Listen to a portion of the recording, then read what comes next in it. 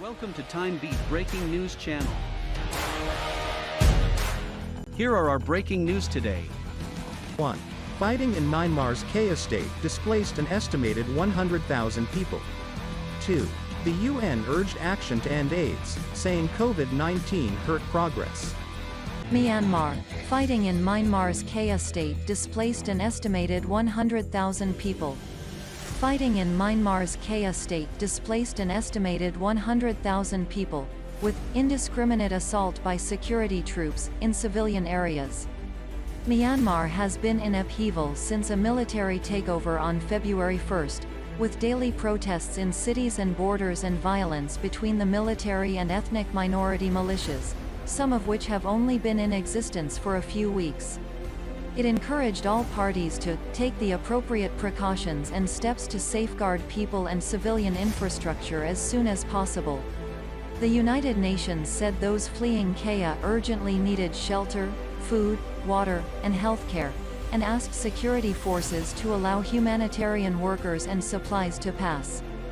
Kayah, also called Karenni and which borders Thailand, is one of several regions where volunteer People's Defense Forces have attacked the well-equipped military, which has responded with heavy weapons and airstrikes, triggering an exodus into nearby forests. Thailand, which is concerned about a refugee influx, has conveyed its worry over the violence and asked the junta to follow the ASEAN-approved protocols. Fighting has also erupted in Damoso, HPRUSO, and Loikaw, the state capital, where a resident reported a fearful atmosphere, with forces robbing businesses and interrogating locals. The United Nations. The UN urged action to end AIDS, saying COVID-19 hurt progress. The United Nations General Assembly passed a resolution Tuesday asking for immediate action to eradicate AIDS by 2030, saying, with worry, that the COVID-19 epidemic has worsened disparities and put access to AIDS drugs, treatments, and diagnostics farther off track.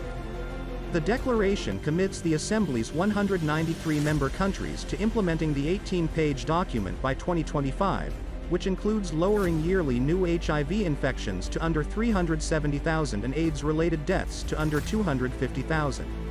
It also asks for progress in eradicating all kinds of HIV-related stigma and prejudice, as well as rapid research on an HIV vaccine and an AIDS cure.